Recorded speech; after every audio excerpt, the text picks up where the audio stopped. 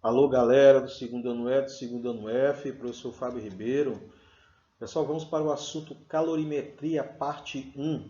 Vamos aprender a calcular, né, a medir o calor, beleza? Bem, é necessário avaliarmos alguns pontos, né, pontos estes que nós vimos quando estudamos aí o processo de propagação de calor, certo? Então, o primeiro ponto, o calor é a energia em trânsito que se transfere espontaneamente de um corpo de maior temperatura para outro de menor temperatura, certo?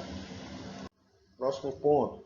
Não podemos dizer que o calor está contido em um corpo, porque não é possível esvaziá-lo ou enchê-lo, beleza? Estamos apenas recordando esses pontos que nós já falamos.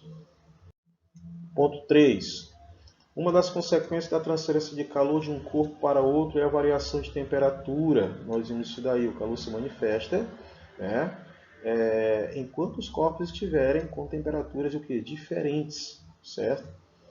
Se as temperaturas forem iguais, né, eu não tenho transferência de calor, nesse caso, os corpos estão em equilíbrio térmico, beleza? Próximo ponto.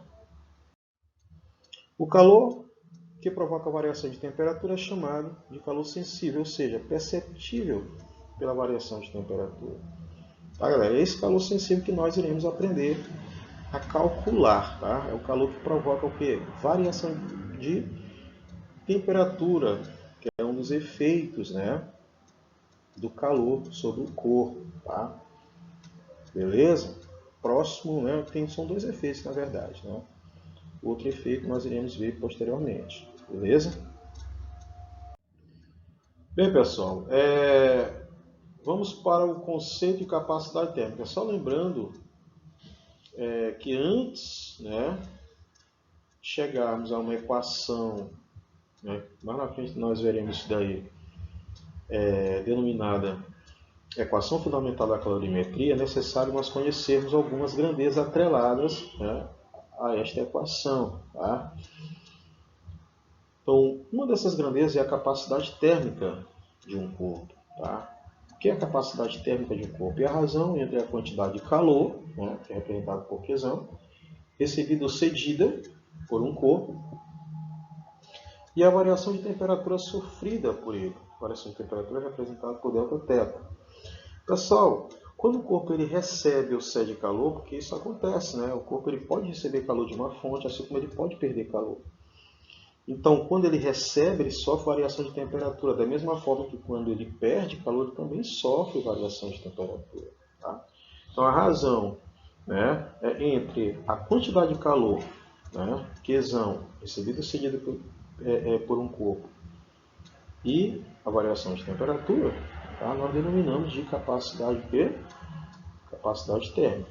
Então, no sistema internacional, né, as unidades, né, para a quantidade de calor é Joule, variação de temperatura Kelvin, capacidade térmica é medida por Joule por Kelvin ou Joule por grau Celsius, tá certo? Por quê? Porque a variação de temperatura na escala Celsius é a mesma na escala Kelvin. Nós vimos isso daqui. Lembra aquela história lá, né? Por que Celsius e Kelvin são escalas centígradas, né? Porque a diferença entre os pontos fixos, né, corresponde a 100 partes iguais. Tá? Beleza? Por essa razão, né, elas apresentam a mesma variação de temperatura. Então eu posso usar tanto essa unidade aqui quanto essa outra aqui. Beleza? Para a capacidade térmica.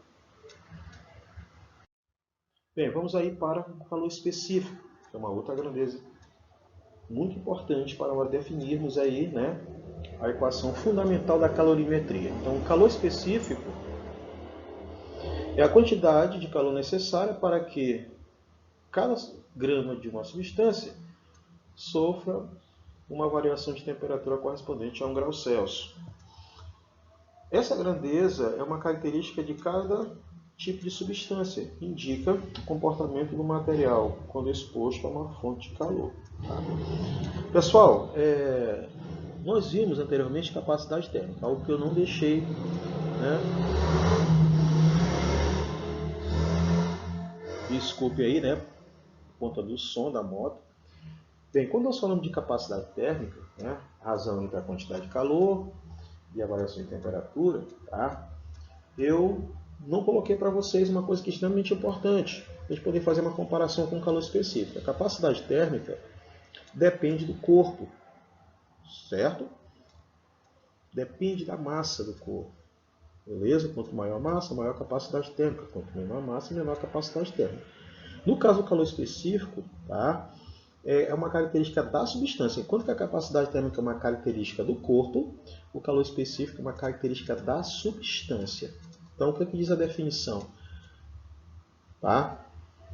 É uma quantidade de calor necessária, né, para que 1 grama da substância, ou seja, de qualquer substância, sofra uma variação de temperatura de 1 grau Celsius. Certo? Então, toda e qualquer substância vai apresentar uma quantidade X de calor para que 1 grama, né, da mesma sofra uma variação de temperatura de 1 grau Celsius. Né? Então, isso daí, turma, é diferente para cada material. Certo? Então, esse calor específico é diferente para cada material. Tá? Podemos perceber aqui nesses dois exemplos, né? No caso do calor específico do ferro, que é igual a 0,11 calorias. Tá? E nós lemos da seguinte forma: calorias por grama grau Celsius. Já o calor específico da água, em estado líquido, é 1 caloria por grama grau Celsius. Então, se você for comparar esses dois calores específicos aqui, tá? O ferro, né, 1 grama de ferro, ele aquece muito mais rápido do que 1 grama de água, tá? Que precisa apenas de 0,11 calorias. Nós vimos, quando nós estudamos processo de propagação de calor, né, brisas marítimas e continentais. Né? Nós vimos lá que durante o dia, né, embora tanto a areia quanto a água do mar estejam recebendo a mesma radiação, estejam no mesmo ambiente, mas durante o dia a areia ela está mais quente comparado com a água do mar. E à noite é o inverso. Tá? E a consequência disso daí está bem aqui, ó, no calor específico. Tá certo? Então, duas substâncias, né, que se comportam de maneiras diferentes, né, no mesmo ambiente. Tá certo? Quando exposto aí a uma fonte de calor. Beleza? Tranquilo, galera? E esse comportamento diferente diz respeito à quantidade de calor que cada uma deve receber para que 1 grama dessa substância sofra um aumento de temperatura de 1 grau Celsius. Bem, pessoal, estamos diante aí, né, da tabela aí com algumas substâncias, né, e seus respectivos calores específicos. Tá? Então, a água é 1 caloria por grama grau Celsius, o gelo 0,5. Vocês podem perceber que, embora eu tenha aqui a mesma substância, mas só que tem estados físicos diferentes, logo os calores específicos são diferentes. Tá? O alumínio 0,21, a areia 0,2. Nós temos o exemplo no slide anterior sobre as brisas marítimas e continentais, né? No caso aí, processo de propagação de calor por convecção. E realmente vocês podem perceber que o calor específico da areia é menor do que o calor específico da água. Logo a areia, né, ela aquece muito mais rápido aí, né, comparado com a água do mar, isso durante o dia. Tá? Então, digamos que a água seja aí preguiçosa para aquecer e também é preguiçosa para resfriar. Por isso que à noite o processo é o inverso. Né? À noite, né, a areia está fria e a água do mar está quente. Né? E aí, como consequência, nós temos as brisas, né, que ocorrem à noite. Né? São as brisas terrestres. Né? Beleza? Nós temos aí o vidro, né, com o calor específico 0,16, o aço 0,10 e o ouro 0,03. Tem uma tabela, né, com determinados valores, né, para calores específicos, né, atribuídos, né, a essas substâncias. Vocês podem encontrar outras tabelas com outras substâncias também em outros livros, beleza? Tem muitas substâncias, né, na natureza, ok? Bem, aqui nós temos os efeitos do calor, né? Eu já até falei de um deles, que é o calor sensível, que é o que nós estamos estudando aqui. É o que nós vamos aprender a medir, nós vamos aprender a calcular. Por isso nós estamos vendo aí, né, essas grandezas, capacidade térmica, calor específico, beleza? Bem, no caso do calor latente, apenas vou deixar o conceito, sendo que isso aqui é um assunto para o próximo slide, beleza? Então, a diferença entre calor sensível e calor latente. Então, o calor sensível provoca apenas variação, né, na temperatura do corpo sem que aconteça mudança em seu estado de agregação. Então, quando se fala em estado de agregação, mudança de estado físico, tá? Ou seja, se o corpo é sólido, continua sólido. Então, nós temos como exemplo aí o aquecimento de uma barra metálica. Tá? Então, esse é o calor sensível. Então, a substância, né, ela precisa estar no mesmo estado físico, né? E nesse caso observaremos apenas o que? Variação de temperatura. Ela não pode mudar de fase. Tá? Quando eu estudo calor sensível, a substância não muda de fase. Ok? Então, o que interessa para mim aqui nesse caso, tá? É a variação de temperatura. Né? É o que o calor sensível promove nos efeitos do calor, quando o corpo recebe ou perde calor. No caso aqui, né, calor latente, né? Calor latente é a temperatura da substância não varia, né? Mas modifica o seu estado de agregação. No caso, o bloco de gelo derretendo. Nós denominamos isso daqui de fusão. Fusão, derretimento, né? Então, quando a substância muda de fase, sua temperatura não sofre variação, ou seja, ela é constante. Então, esse daqui é o caso do calor latente, tá? Provoca o quê? Mudança de fase, né? Sem ocorrer variação de temperatura. No caso aqui, o calor sensível é o inverso, né? Provoca variação de temperatura sem que ocorra o quê? Mudança de fase da substância. Beleza, galera? Bem, pessoal, nós vamos aí para sistema termicamente isolado, tá? Então, o que é o sistema termicamente isolado? É o sistema onde eu delimito os corpos, né, que irão o quê? Trocar calor. Beleza? Então, nesse caso aqui eu tenho esse corpo azul, corpo mais quente, 70 graus Celsius, corpo vermelho, né, corpo B, 10 graus Celsius, tá? Bem, como vocês sabem, ocorre o quê? Calor, né? Energia térmica em trânsito, de forma espontânea, certo? Do corpo de maior temperatura para o corpo de menor temperatura, tá? Inicia o quê? A troca de calor entre eles. Bem, vai chegar um momento que esse calor cessa quando os corpos o quê? Adquirem a mesma temperatura. Nós denominamos isso daqui de estado de equilíbrio térmico. Então, didaticamente, né? Os corpos estão aqui com a mesma cor para mostrar que eles estão aí com a mesma temperatura. E aqui foi colocado uma situação hipotética, né? Isso aqui é só para vocês entenderem esse exemplo, tá? Onde a temperatura de equilíbrio térmico que os corpos adquirem, né, é uma temperatura intermediária entre 10 graus e 70 graus, tá certo?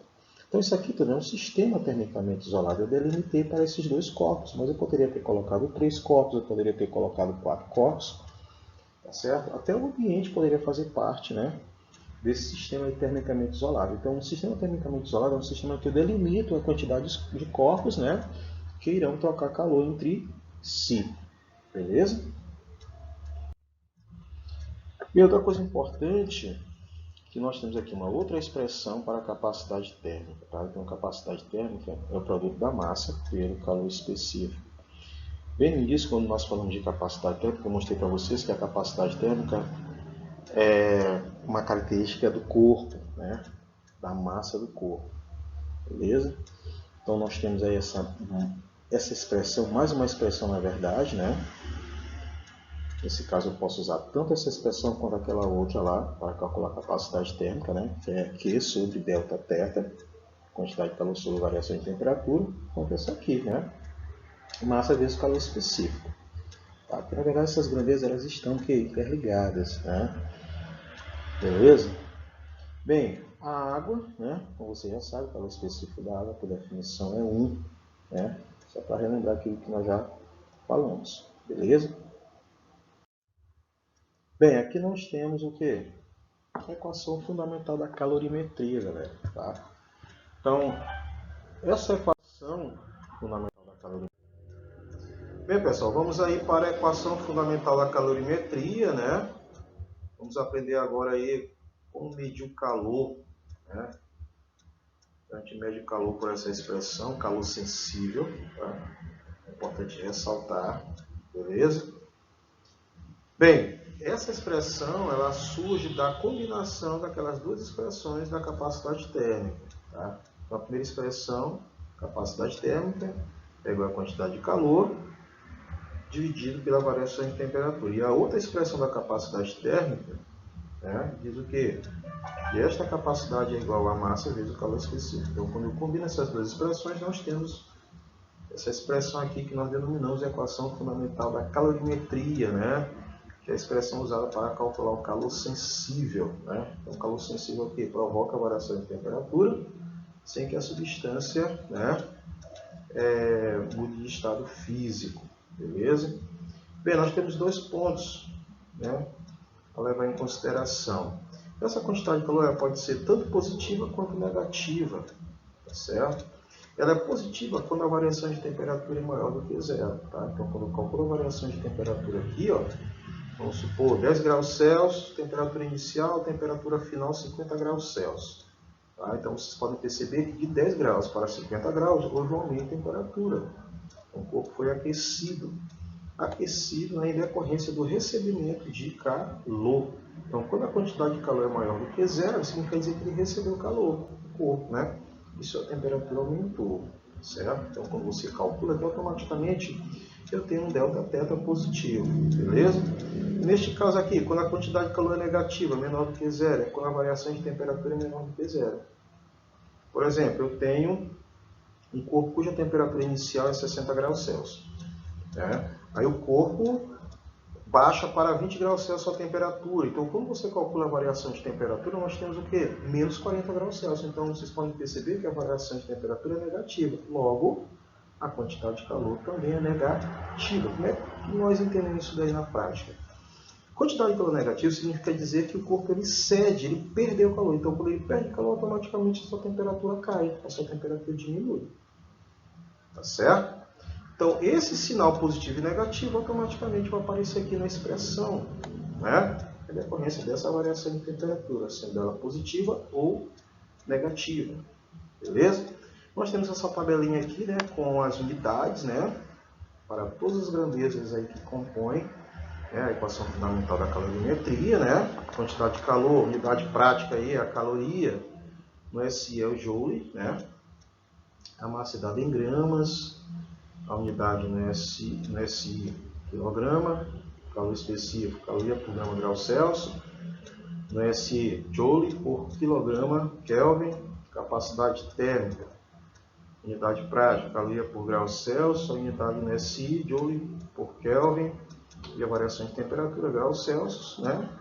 E a unidade no SI é o Kelvin, beleza, galera? Bem, então, vamos aí para algumas questões, para nós fixarmos aí, né, esse assunto, beleza? Aplicando esses conceitos aí que nós vimos, ok? Bem, pessoal, vamos aí para a primeira questão. Ela diz assim: em uma manhã de céu azul, um banhista na praia observa que a areia está muito quente e a água do mar está muito fria. À noite, esse mesmo banhista observa que a areia da praia está fria e a água do mar está morna. O fenômeno observado deve-se ao fato de que, dois pontos, tá? Essa situação aqui, turma, está atrelada lá àquele fenômeno das brisas marítimas e continental, tá? São as correntes de convecção, tá? Nós vimos aí que existe aí uma grandeza muito importante para que esse fenômeno das brisas marítimas e continentais aconteça, tá? Que é o calor específico. Durante o dia, né, a areia está quente, né, está recebendo aí a mesma radiação, o mesmo ambiente, né, tanto a areia quanto a água do mar. A areia está quente, a água do mar está fria. Aí à noite é o inverso, né, a areia está fria, a água do mar está morna. Né? Mas por que ocorre isso? Isso ocorre devido a quê? A diferença, né, do calor específico dessas duas substâncias. E aquela substância que aquece com facilidade é porque aquece com calor específico menor. Tá? Então, de posse dessas informações, tá? A alternativa correta aí é a letra o que, galera? Letra B, né? B de bola, né? Ok, né, galera? Bem, avaliando as outras alternativas, né? Nenhuma delas se encaixa aí, né? Na situação descrita no enunciado da questão, tá? Então, letra A, a densidade da água do mar é menor que a da areia, não tem nada a ver. Letra C, o coeficiente de dilatação térmica da água é maior que o coeficiente de dilatação térmica da areia, também não tem nada a ver com o coeficiente de dilatação térmica. Letra D, o calor contido na areia à noite propaga-se para a água do mar, não tem nada a ver, não é isso. Tá? Letra E, a agitação da água do mar retarda seu resfriamento. Tá, pessoal? Então, letra B de bola, ok? Bem, vamos aí para a segunda, né, questão. O amolador de facas, né? Ao operar um esmeril, é atingido por fagulhas incandescentes, mas não se queima. Isso acontece porque as fagulhas, dois pontos. Então, isso aqui está atrelado à capacidade térmica. Né? Nós vimos que a capacidade térmica é uma característica do corpo. Né? Está ligada com a massa do corpo, está relacionada com a massa do corpo. Quanto maior a massa do corpo, maior a capacidade térmica. Quanto menor a massa do corpo, menor a capacidade térmica. Nós também denominamos aí, né, de capacidade calorífica, né? Bem, mas por que as fagulhas não queimam, né, o amolador de facas, né? Isso é muito comum nós observarmos quando o amolador ele amola uma faca, amola um alicate, amola uma tesoura, né? Aquelas fagulhas incandescentes entram em contato com o seu corpo, mas a gente percebe que não causa danos, né, no corpo daquele amolador. Por quê? Porque aquelas fagulhas apresentam uma massa muito, muito pequena. Isso faz com que a capacidade térmica também seja muito pequena. Então, quando há liberação de calor, né, ao entrar em contato com o corpo desse amolador, né, essas fagulhas não são capazes de queimá-lo. Né? Ou seja, não ocorre danos, né? Não queima esse amolador, justamente porque a capacidade térmica é muito, muito pequena. Tá? Então, de posse de uma dessas informações, a alternativa correta aí é a letra o que, galera? Letra C. Né? Então, isso acontece porque as fagulhas têm capacidade térmica muito pequena. Tá? Então, essa situação está ligada com a capacidade térmica. Não tem nada a ver com o calor específico, né? Não é a resposta correta, né? Embora esteja ligado, tenha ligação melhor. Tem ligação com temperatura, mas não é. Né? Estão, como mudança de estado também não. Se encontra no estado sólido, não transporta energia, também não tem nada a ver. Alternativa correta é a letra C. C de casa, galera. Beleza? Bem, vamos para uma questão de cálculo, né? Para aquecer 500 gramas de certa substância de 20 graus Celsius para 70 graus Celsius foram necessárias 4.000 calorias, né?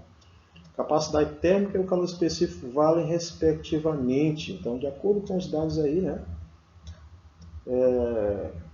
Temos totais condições de resolver o que está se pedindo, tanto a capacidade térmica quanto quanto o calor específico, né, da substância. Então, de posse, né, dessas informações, desses dados contidos na questão, né, a resolução fica da seguinte forma. Bem, para calcular a capacidade térmica, basta pegar a quantidade de calor e dividir pela variação de temperatura. A quantidade de calor foi dada na questão, 4.000 calorias. E nós temos aqui a variação de temperatura. Temperatura final menos temperatura inicial. 70 menos 20 dá quanto? 50. Dividindo 4.000 calorias por 70, ou melhor, por 50 graus Celsius, né, nós temos 80 calorias por grau Celsius, que é o valor da capacidade térmica. Okay? Então nós já achamos aí a primeira grandeza, foi pedida aqui na questão. A segunda grandeza, que é o calor específico, né? Nós temos essa segunda expressão, né, da capacidade térmica, que eu posso isolar o calor específico e passo a ter, né, capacidade térmica pela massa. Né? Então é o seguinte,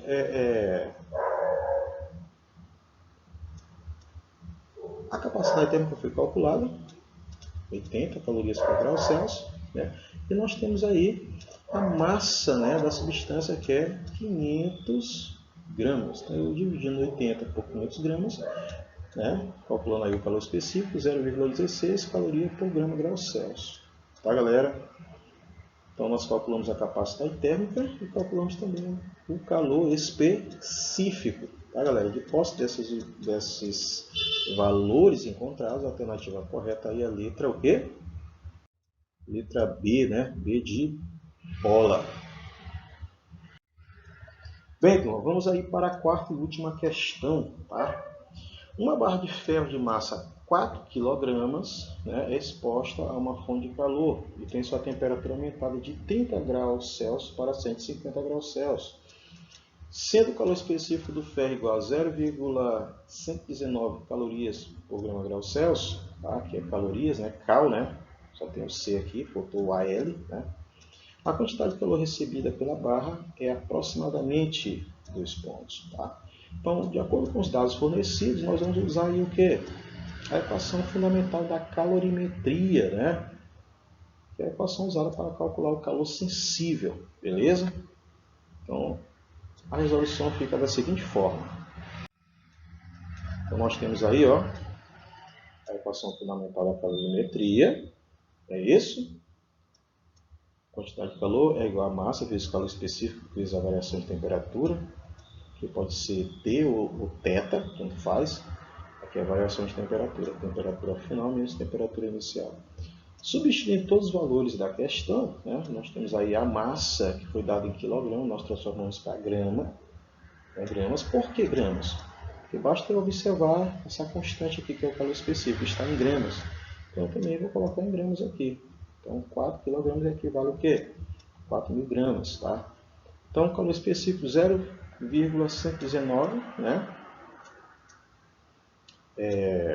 Calorias por grau Celsius, basta pegar o valor numérico aqui e substituir, né, os valores das temperaturas. Temperatura final 150, temperatura inicial 30.